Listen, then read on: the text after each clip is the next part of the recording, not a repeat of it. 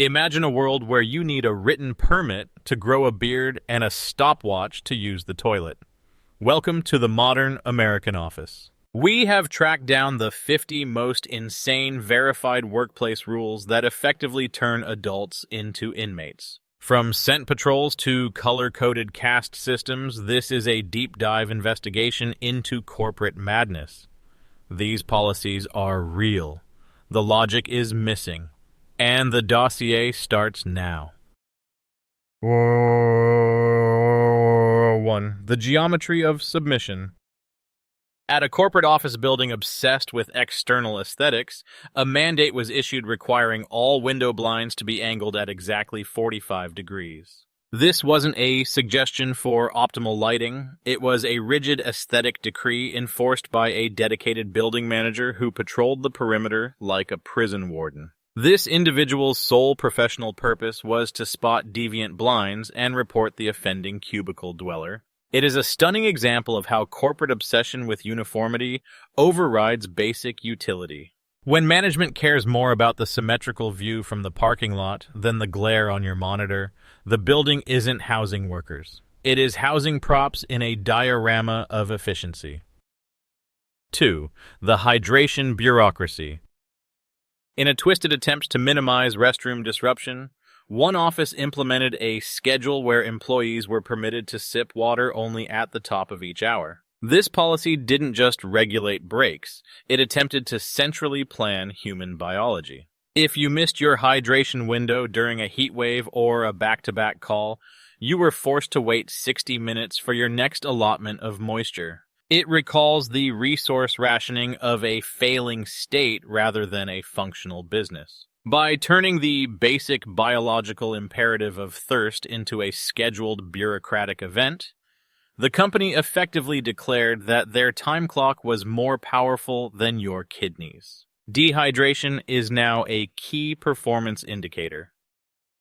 3. The Texting Freeway. To combat the scourge of distracted walking, an office painted dedicated texting lanes down the center of their hallways, mimicking a toddler's interpretation of a highway system. Rather than simply asking employees to look up from their screens, management invested in adhesive infrastructure that infantilized the entire workforce. It is a visual admission that the company views its staff not as competent professionals, but as autonomous drones prone to collision. The result was a carpeted traffic jam where dignity was detoured to make room for smartphones. Nothing screams innovation like treating your hallway like a bad day on the I-405. 4. The Scent Gestapo. One company implemented a scent-free policy so draconian that it authorized managers to physically sniff the air surrounding their subordinates. If this olfactory patrol detected a hint of perfume, lotion, or even a particularly fragrant soap, the offender was banished to the restroom to scrub their skin raw. While consideration for allergies is valid, weaponizing the sense of smell turns managers into bloodhounds of hygiene. It dissolves the boundary of personal space, allowing the corporation to police the very molecules evaporating off your body. You are not just required to work here, you are required to be an odorless, sterile vessel of productivity. 5. The One-Ring Circus.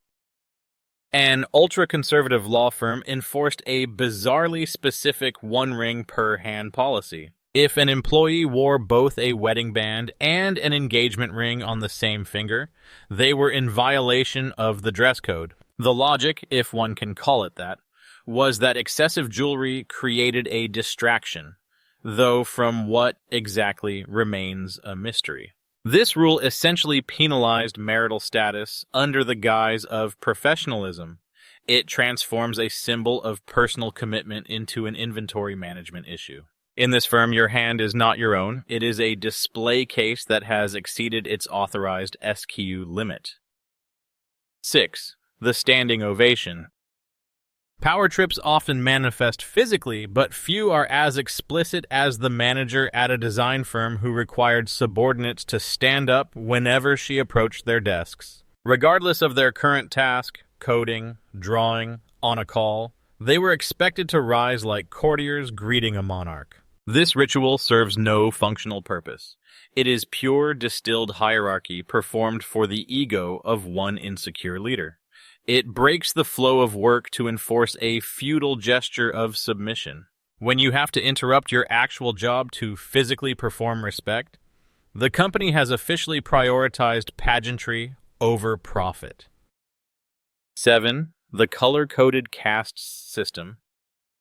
In a move that would make a dystopian YA novelist blush, a large call center mandated that employees wear different colored shirts corresponding to their specific department. Sales wore red, tech support wore blue, creating a visual caste system reminiscent of a high school cafeteria or a prison yard. This wasn't about safety or identification. It was about tribalizing the workforce. It instantly creates us versus them dynamics, preventing cross-departmental empathy. When you reduce professional identity to a primary color, you aren't building a team. You're organizing a turf war with lanyards. 8. The walking backwards felony. At a distribution center, a worker was formally written up for walking backwards. His crime? He had taken exactly one step in reverse to allow a colleague to pass in a narrow aisle. The rigid enforcement of safety protocols here loops back around to become a safety hazard itself. By stripping employees of the ability to use context and common sense, the company creates a workforce that is terrified to move naturally. It is a zero-tolerance policy that has zero tolerance for physics or human interaction. One step back for a man, one giant leap for bureaucratic stupidity. 9. The beanbag apocalypse. In a radical attempt to disrupt the concept of furniture, a Silicon Valley startup removed all desks and chairs. Employees were issued laptops and given a choice between a beanbag or a yoga ball. The optics of agility completely ignored the ergonomic nightmare of hunching over a spreadsheet on a sack of beans for 8 hours. The company folded in 6 months, likely due to a combination of bad business strategy and chronic back pain. It serves as a perfect metaphor for modern startup culture, removing the structural support you actually need and replacing it with a colorful, squishy void. 10. The English-only isolation. A major retailer instituted a policy banning employees from speaking their native language at all times, including during private conversations in the break room. This English-only rule extended even to friends chatting over lunch, under the pretense of inclusion. In reality, it is a tactic of alienation, stripping workers of their cultural comfort zones during their unpaid time. It creates an atmosphere of surveillance where native tongues are treated as contraband. By policing the language of leisure, the company explicitly stated that it owns not just your labor, but your voice. 11. The beard permit. At a certain financial firm, male employees wishing to grow facial hair were required to apply for an official beard permit from HR. This process involved a review panel, a literal tribunal of judges, who would assess whether the proposed follicles were professional and non-threatening. It essentially bureaucratizes puberty. The idea that a group of adults sat in a room to adjudicate the threat level of a goatee is a peak example of corporate time wasting. Your face is now a zoning project, and you need a variance for that stubble. 12. The Yawning Treason. In a culture obsessed with engagement, one company began publicly shaming employees who yawned during meetings. These involuntary biological reflexes were categorized as low engagement, even during 3-hour slide marathons held after crunch weeks. The management solution wasn't to make the meetings more stimulating or the hours more humane.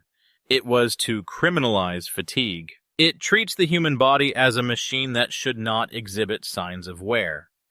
When exhaustion is treated as an attitude problem, the beatings will continue until morale and wakefulness improves. 13. The two-item altar. Minimalism is a design choice.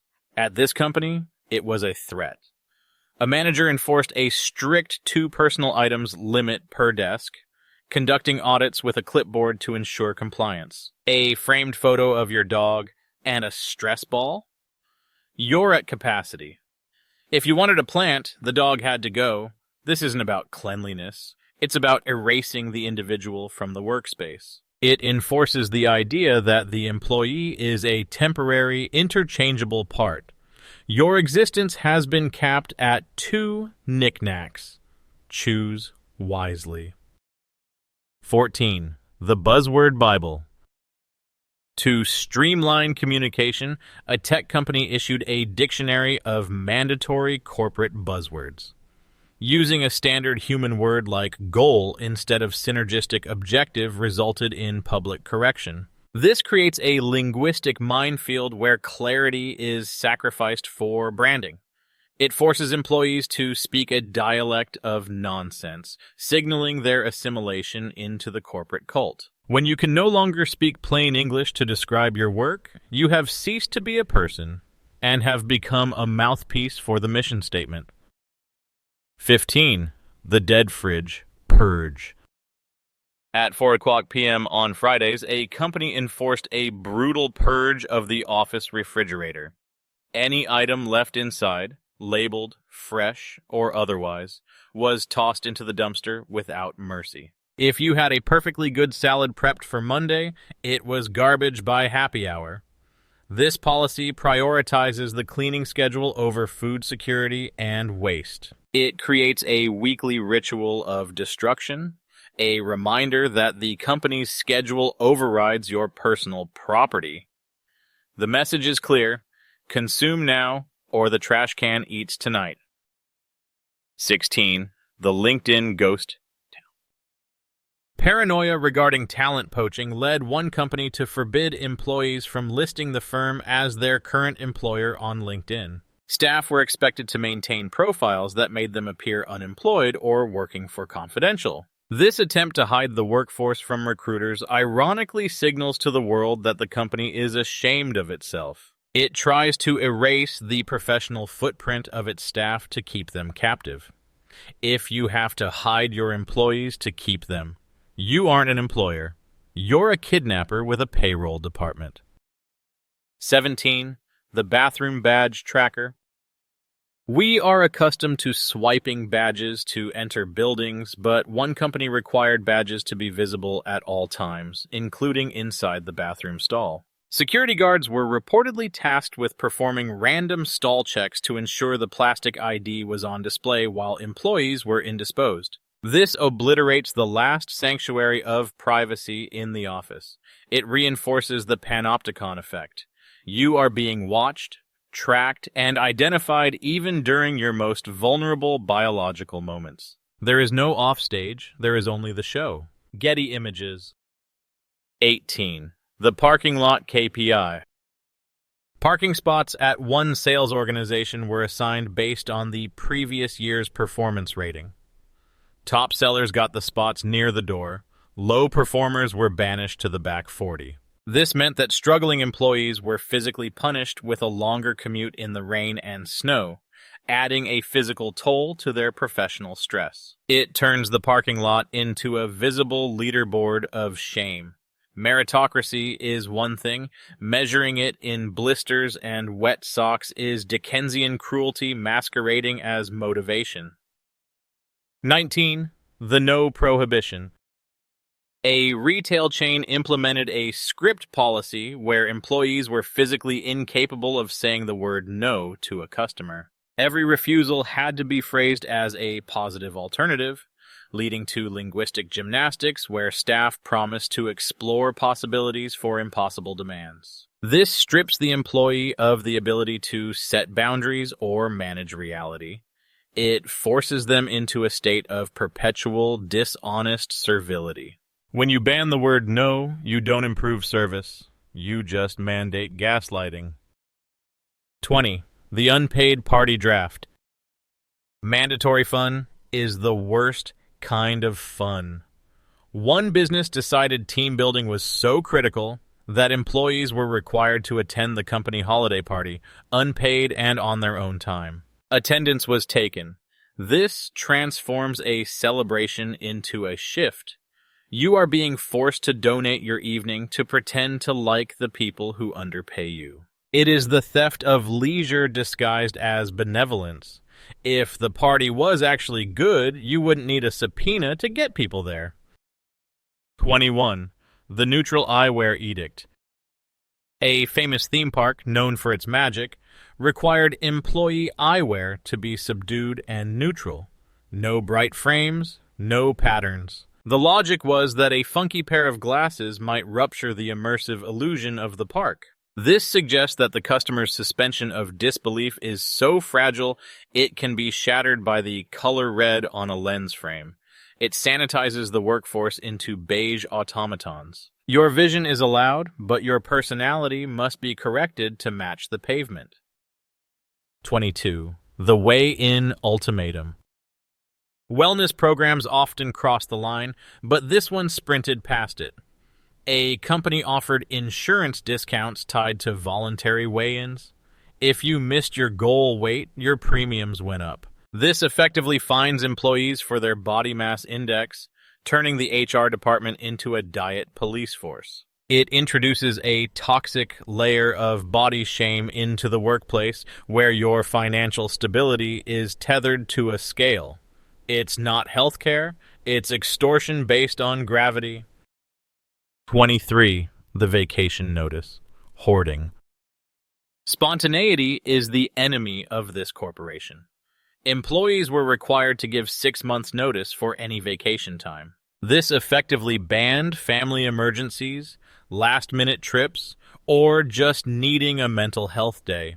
Life does not operate on a 2-quarter look-ahead. By forcing people to book their relief half a year in advance, the company ensures that time off becomes a logistical nightmare rather than a break. You aren't planning a holiday, you're filing a treaty. 24. The 25-second greeting.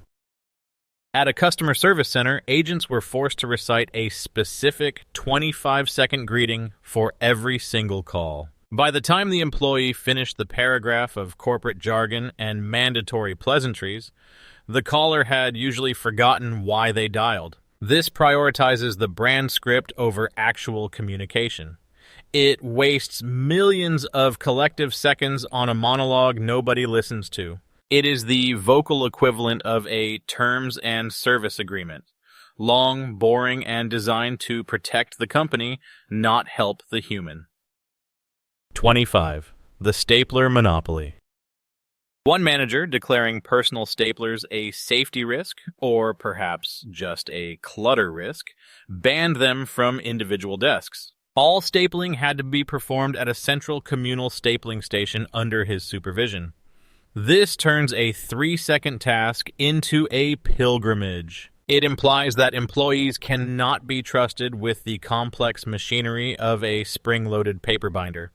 It is micromanagement distilled to its pettiest form, the centralization of fasteners. 26. The ruler-measured desk. In an accounting firm where precision is key, a manager took it too far by enforcing a standardized desk layout. Monitor left, keyboard centered, mouse right, phone far left. He would patrol with a physical ruler to measure the coordinates of office supplies. This treats the worker not as a thinker, but as a component in a circuit board. It ignores handedness, ergonomics, and personal preference in favor of a visual symmetry that adds zero value to the balance sheet. 27. The T-Shirt Ransom. Nothing builds resentment like conditional appreciation. For the annual picnic, employees were given a company T-shirt but were told they could not eat the free food unless they were wearing it. This transforms a gift into a uniform and a meal into a transaction. You are not a guest, you are a billboard. If you want a hot dog, you must brand your torso. It is forced gratitude in its purest cotton blend form. 28. The Elevator Elitism.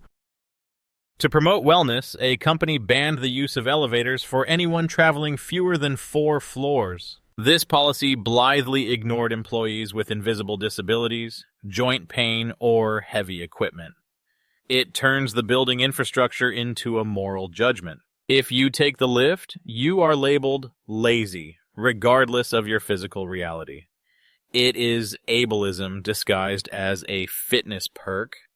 The stairs are mandatory, the sweat is just a bonus. 29. The gossip definition.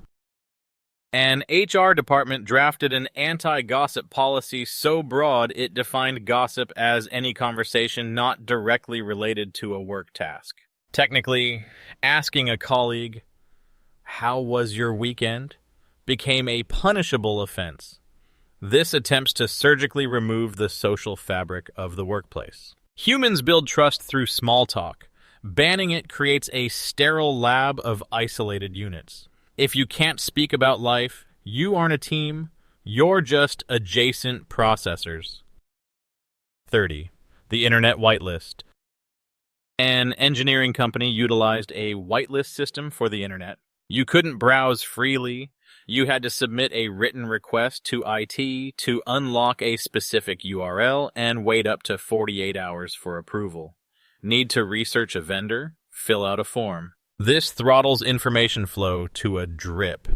It treats the internet, the single greatest tool for information, as a dangerous contagion. Productivity didn't just slow down. It filed a ticket and went home. 31. The love contract. Dating a coworker is complex, but one company required a signed love contract stating the relationship was consensual to protect the firm from liability. While legally defensive, it forces employees to disclose their intimacy to HR before the ink is dry on the first date. It turns romance into a compliance issue. Nothing kills the mood like filing a disclosure form in triplicate. Your heart belongs to your partner, but your liability waiver belongs to the file cabinet. 32. The branding iron, Mandanory Polos. A marketing agency mandated that all employees wear a company-branded polo shirt every single day. With only 5 colors to choose from, this turned an office of creative adults into a uniform block of Best Buy extras. It strips individuality from the very people hired to be creative. When you dress your graphic designers like fast food cashiers, don't be surprised when their ideas taste like stale fries. 33. The Silent Factory. A factory banned all talking on the assembly line to improve focus. This rule was abandoned only after a worker couldn't verbally warn a colleague about a safety hazard. This illustrates the fatal flaw of viewing speech solely as a distraction. Verbal communication is a safety mechanism, a social lubricant, and a sanity check. Silencing the floor doesn't make people work harder. It just makes them work in a dangerous, quiet desperation. 34. The I don't know ban. Call center agents were forbidden from saying the phrase, "I don't know." Instead, they had to use the script. "That's a great question. Let me find that out." Even when the question was gibberish, they had to feign competence. This prioritizes the appearance of knowledge over the honesty of the interaction. It forces agents to act as omniscient narrators in a play where the script makes no sense. Accuracy died so that customer confidence could live. 35. The toilet paper rationing. In a government office in Texas, a sign limited employees to 4 squares of toilet paper per bathroom visit. The memo did not specify the ply, leaving the critical variable of thickness up for debate. This is the nadir of budget cuts. When you are counting squares of tissue, you have ceased to manage a facility and have started managing a scarcity simulation. It degrades the user and saves, calculated annually, perhaps $12. 36. The fake plant decree. Live plants were banned due to potential allergies and bugs, which is plausible. But the company then ruled that fake plants were allowed only if purchased from the official company store at a markup. Nature was outlawed. Plastic was monetized. The result was a gray wasteland dotted with identical, dusty ficus clones. It's a closed-loop economy of artificial joy. You can have beauty, but you must buy it from the company store. 37. The emergency call Exile. At a call center, taking a personal emergency call required an employee to clock out, leave the building, and stand in a designated zone in the parking lot. Rain or shine, if your child's school called, you were banished to the asphalt. This punishes employees for having lives outside the headset. It treats a family crisis as a cigarette break. The lack of empathy here isn't just a policy, it's a geography. 38. The morning cult chant. Every morning at a sales company, the day began with a mandatory chant about crushing goals and synergy. Participation was non-negotiable. This forced enthusiasm is the hallmark of a cult, not a corporation. It requires employees to perform belief. The cringe-inducing ritual doesn't build morale. It builds a shared trauma bond among the staff who have to look each other in the eye afterwards. 39. The Punctuality Trap. At a retail store, employees were forbidden from clocking in more than 3 minutes early. If you arrived early, you had to wait outside, in your car, or on the curb, until the exact minute you were allowed to enter. This penalizes the conscientious. It tells the employee, "We do not want you here a second longer than we are paying you." It treats presence as a liability until the clock strikes 9. 40. The standing call center. Some genius in middle management decided that to increase energy, call center employees should stand for their entire 8-hour shift. Chairs were removed. The result was not a surge in sales, but a surge in podiatry appointments and resignations. It ignores the physiology of the human body to chase a pseudoscience of active working. They broke their workers' feet to fix a productivity metric that wasn't broken. 41. The Comic Sans crime. A graphic design firm made the use of Comic Sans a fireable offense. While the font is objectively terrible, threatening livelihood over a typeface choice is a hysterical overreaction. It elevates aesthetic taste to a moral code. You could steal a stapler and get a warning, but use a whimsical font and you're on the street. It is design snobbery weaponized into labor law. 42. The Grayscale Pilgrimage. To save money on toner, senior leaders demanded all important emails be printed in grayscale and hand-delivered. This regressive policy took digital communication, stripped it of its speed, and turned it into paperboy cosplay. It murdered efficiency to save pennies on ink. Instead of hitting send, highly paid staff were wandering hallways holding pieces of paper. It is the definition of stepping over $1 to pick up a dime. 43. The Microwave Popcorn Felony. At a California office, burning microwave popcorn was not just an annoyance. It was a disruptive olfactory event that resulted in a formal write-up. The use of police blotter language to describe a snack accident is hilarious and terrifying. It criminalizes a cooking error. The smell of burnt corn is unpleasant, but is it a disciplinary matter? In this office, yes. Your snack choice is now part of your permanent record. 44. The shared hotel bed.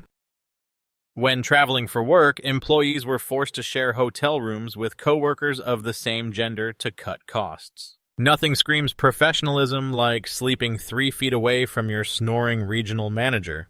It obliterates the line between work and rest. After a 14-hour day, you are forced into an adult slumber party you didn't consent to. Privacy is considered a luxury expense the company is not willing to approve. 45. The Pen Rationing. A logistics company issued exactly 1 ballpoint pen per employee per month. If it ran dry or got lost, you had to source your own black market ink. This scarcity mindset creates a bizarre economy where a 10-cent Bic becomes a valuable commodity. It signals that the company trusts you with their logistics, but not with their office supplies. When you ration the tools of the trade, you aren't saving money. You're sabotaging work. 46. The nail polish shade card. A luxury hotel provided female staff with a handbook listing the only 3 approved shades of nail polish. 3 variations of beige, 1 shade off, and you were sent home. This policing of the female body down to the pigment of the fingernail is obsessively controlling. It demands that the employee not just act the part, but biologically blend into the wallpaper. You are not a person. You are a branded surface. 47. The Fun Committee Threat. A company established a fun committee that tracked participation in events like Wacky Hat Day. Non-participation was noted in performance reviews as a lack of team spirit. This weaponizes whimsy. When wearing a funny hat becomes a condition of employment, the laughter is no longer genuine. It is the sound of compliance. It is mandatory absurdity, enforced by the threat of a bad bonus. 48. The tattoo sleeve cover-up.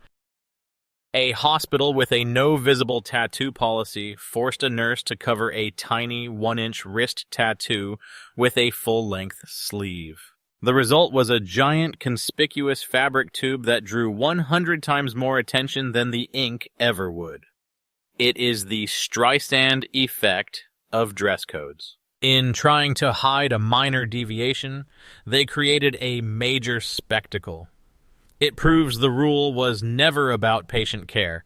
It was about the purity of the uniform. 49. The email subject line. Algebra. A tech company mandated a rigid format for all internal email subject lines. Project code, sender dept, recipient dept, subject. Employees spent more time coding the header than writing the message. This attempts to turn human conversation into a database query. It prioritizes the sorting of information over the generation of it. If you need a legend to decode lunch is in the kitchen, your system has failed. 50. The Bladder Stopwatch. We end where we began, the bathroom.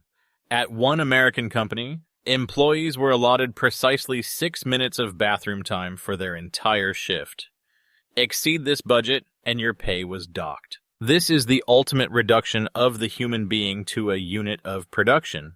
It suggests that any moment not spent generating value, even a biological necessity, is theft. It is a return to the workhouse, a policy that looks at a human being and sees only a leaking machine that is taking too long to service. In the grand ledger of corporate cruelty, charging a tax on urination stands as the undisputed champion of dehumanization.